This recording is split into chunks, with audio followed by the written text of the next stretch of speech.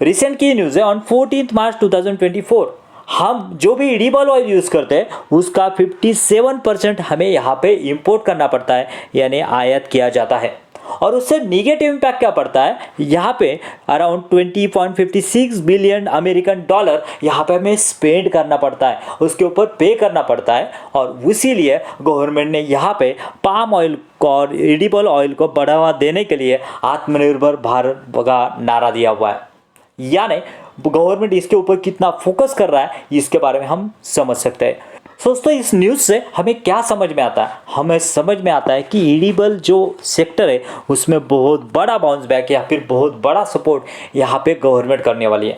और उसी वजह से अगर कोई यहाँ पे पेनी स्टॉक हमारे पास है और उसके फंडामेंटल्स अच्छे हैं तो वो स्टॉक बहुत ही बड़ा रिटर्न हमें आने वाले कुछ सालों में यहाँ पे दे सकता है। नमस्ते दोस्तों, मैं संदीप बोटी स्वागत करता हूँ आपका मल्टीबैगर अकाउंट में। आज की वीडियो में देखेंगे एक ऐसा पेनी स्टॉक, एडिबल सेक्टर का पेनी स्टॉक जिसके फंडामेंटल जो है वो लार्ज कैप जैसे ही मजबूत है और आने वाले कुछ सालों में जैसे कि गवर्नमेंट का बढ़ावा मिलेगा और ऑलरेडी इसके फंडामेंटल्स अच्छे हैं। पहले तो दोस्तों इसके बिजनेस के बारे में बात की जाए तो यहाँ पे ये करती है प्रोसेसिंग एंड मैन्युफैक्चरिंग करती है, यहाँ पे ग्राउंड नट, रिफाइंड ऑयल और ग्राउंड नट ऑयल के बारे में।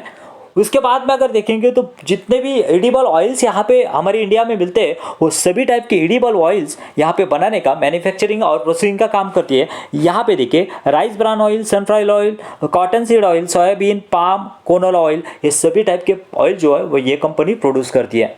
उसके साथ साथ इतना ही नहीं दोस्तों, इससे जो बाय प्रोडक्ट निकलते हैं उसका भी यूटिलाइजेशन या फिर सेल करती है। देखिए by product manufacturing the brine, rice bran patty, acid oil, rice bran wax, gums, spent earth which is also saleable, यानी ये भी सेल करने का काम ये कंपनी करती हुई हमें दिख रही है। दोस्तों कोई भी पेनी स्टॉक है अगर उसके ऊपर डेप्ट है तो वो एक बहुत ही बड़ा रेड फ्लैग माना जाता है। तो चलिए इस कंपनी के डेप्ट के ऊपर हम नजर डालते हैं कि क्या स्टेटस है इस डेप्ट का, इसके डेप्ट का। और यहाँ पे देखेंगे तो रिजल्ट तो यहाँ पे बढ़ रहे हैं लेकिन यहाँ पे कंपनी को डेप्ट भी हमें यहाँ पे दिखता है। लेकिन दोस्तों यहाँ पे उसको हम अगर डीप डाउन करते हैं तो यहाँ पे देखिए कंपनी ने मार्च 2024 में लॉन्ग टर्म डेप्ट यहाँ पे कुछ भी नहीं है, यानी डेप्ट था वो पूरी तरह से यहाँ पे कंपनी ने नील किया है। और शॉर्ट टर्म डेप्ट जो है वो चलता है क्योंकि कंपनी को जो टेम्पररी जो है वर्किंग कैपिटल जो लगता है उसके लिए वो शॉर्ट टर्म यहाँ पे लोन होता है जो कि एक्सेप्टेबल है। सो दोस्तों ये वो स्टॉक एमके प्रोटीन जिसके बारे में हम बात कर रहे हैं,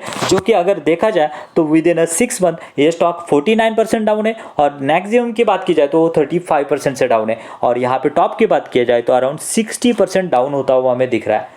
सो दोस्तों इसके पीछे की वजह जानेंगे कि आखिर ये क्यों डाउन है, तो उसी के बाद में सोचेंगे कि इस स्टॉक में हमें क्या करना चाहिए। दोस्तों वजह तो जाननी पड़ेगी और वजह जानने के लिए हम आए हैं कंपनी के सेल्स पे नजर डालते हैं। तो यहाँ पे देख सकते हैं कंपनी का सेल्स जो है वो यहाँ पे एक ही रेंज में दौड़ता हुआ हमें यहाँ पे दिख रहा है। लेकिन दोस्तों यहाँ पे नीचे आते हैं तो कंपनी के नेट प्रॉफिट जो है वो यहाँ पे सिमिलरली 10 to 11 करोड़ के बीच में यहाँ पे आते जाते रहते हुए हमें दिख रहे हैं। लेकिन और एक इंटरेस्टिंग बात अगर हम देखेंगे तो यहाँ पे कंपनी का मार्जिन जो है वो यहाँ पे बढ़ते हुए हमें दिख रहे हैं, that is a good sign. लेकिन कंपनी का यहाँ पे अगर सेल्स और प्रॉफिट देखेंगे तो वो बढ़ नहीं रहा है, उसीलिए कंपनी का सेल्स और उसी तरह से कंपनी के शेयर प्राइस उससे भी ज़्यादा शेयर प्राइस जो है यहाँ पे टैंक होता हुआ दिख रहा है। और अगर दोस्तों ये कंपनी को अगर बढ़ावा मिलता है तो ये कंपनी आगे जाके अच्छा कर सकती है। क्यों कर सकती है? क्योंकि उसके लिए उसके फंडामेंटल्स हमें देखने जरूरी है।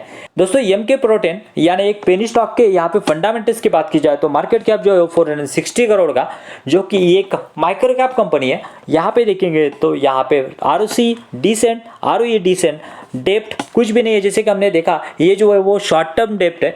यहाँ पे पी जो है वो फेयरली वैल्यूड है। यहाँ पे प्रॉफिट ग्रोथ पिछले 5 साल की वो भी अच्छी है। और यहाँ पे और एक इंटरेस्टिंग बात है दोस्तों, यहाँ पे देखेंगे तो इन्वेस्टर पैटर्न, जो कि बहुत सारे पेनी स्टॉक में जो है ऑलरेडी इन्वेस्टर या फिर प्रोमोटर भाग गए होते हैं।